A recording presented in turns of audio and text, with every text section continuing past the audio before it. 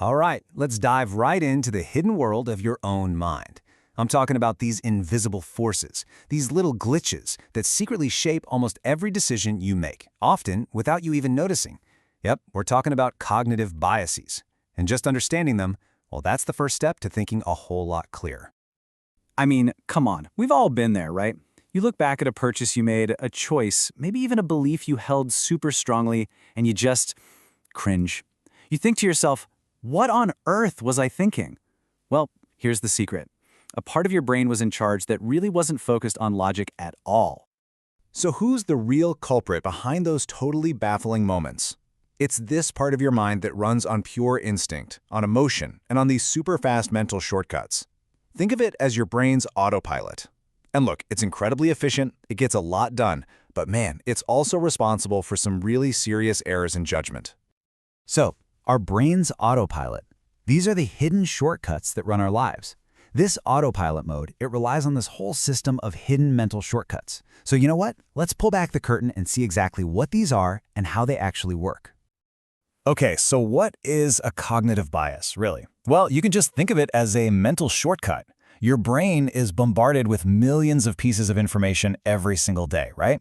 So it uses these biases to simplify everything. The whole system is designed for speed, not always for accuracy.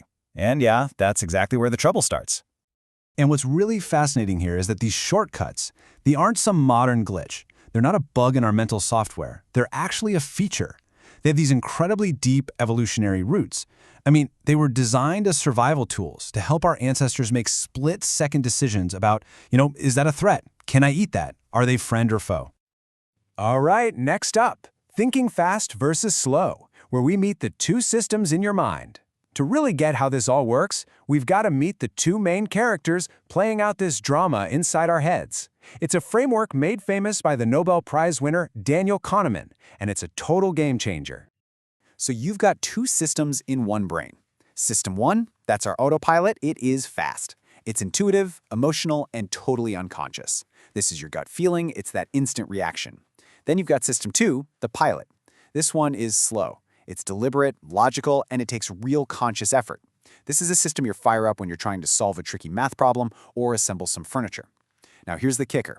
The vast majority of our day is run by that autopilot, System 1. And that has some really serious consequences. And when I say serious, I mean the stakes could not be higher. Just look at the world of healthcare. It's estimated that a staggering 10 to 15% of medical diagnoses are incorrect. A major reason for that: errors from that fast, intuitive System 1 thinking. When our autopilot gets it wrong in a situation like that, the results can be absolutely devastating. Okay, Section 3, when shortcuts go wrong. Let's look at common biases in action. So, the really crucial part here is understanding how these biases actually pop up in our day-to-day lives. So let's take a look at a few of the most common and, frankly, most powerful ones. And our first case study is a perfect example. We're talking about the Concorde fallacy. You know, that massive, absolutely beautiful, and spectacularly unprofitable piece of engineering, the Concorde supersonic jet. Just listen to this. Even when it became crystal clear that the plane wasn't profitable, investors kept pouring money into this failing project for another 27 years. Just think about that for a second. Everyone knew it was a financial black hole. So why? Why did they keep funding it for nearly 3 decades? The answer, of course, lies in a very powerful cognitive bias. They were completely trapped by something called the sunk cost fallacy. Basically, it's this feeling that you can't give up on something because you've already invested so much time or money or effort into it. For the Concorde investors, walking away felt like admitting this huge loss, even though every dollar they kept spending was just making things worse. And hey, we do this all the time. Ever finished a meal you weren't enjoying just because you paid for it? Or stayed in a failing job way too long?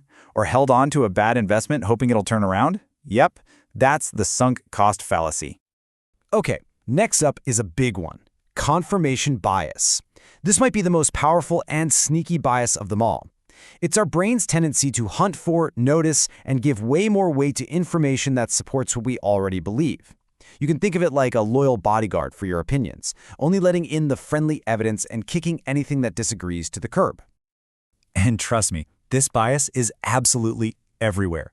Think about it. In hiring, it shows up as something called affinity bias, where managers subconsciously favor candidates who are, well, just like them. In medicine, it can be really dangerous, causing a doctor to lock on to an initial diagnosis and ignore any evidence that points somewhere else. And social media? Oh boy. The algorithms are literally designed to feed our confirmation bias, creating these perfect little echo chambers where we only ever see opinions we already agree with. In this tendency we have to just stick with our own group and our own beliefs, it creates the perfect opening for another really powerful social force, one that's all about, you guessed it, following the crowd. And that is the bandwagon effect. It's this tendency we have to adopt a belief or jump on a trend for one simple reason, because a ton of other people are doing it.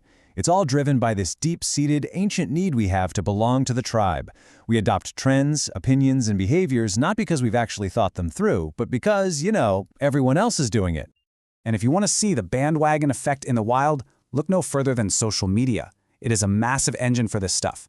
It's the force behind those viral TikTok challenges, those lightning-fast fashion trends you see on Instagram, and the rapid-fire spread of political slogans on Twitter. And the crazy part is, the more people who jump on board, the stronger the pull becomes for everyone else to join in too. Okay, let's talk about taking back the controls, how to engage your inner pilot, because right now you might be thinking, wow, so my brain is just riddled with all these biases. It can feel a little hopeless, right? But it's really not.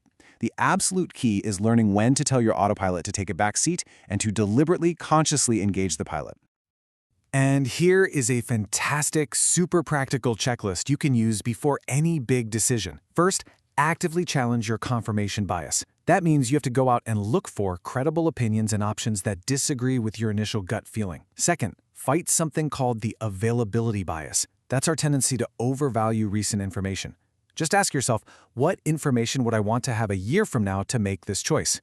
It forces you to think long-term. And third, question saliency bias. That means being really wary of those super memorable, vivid stories.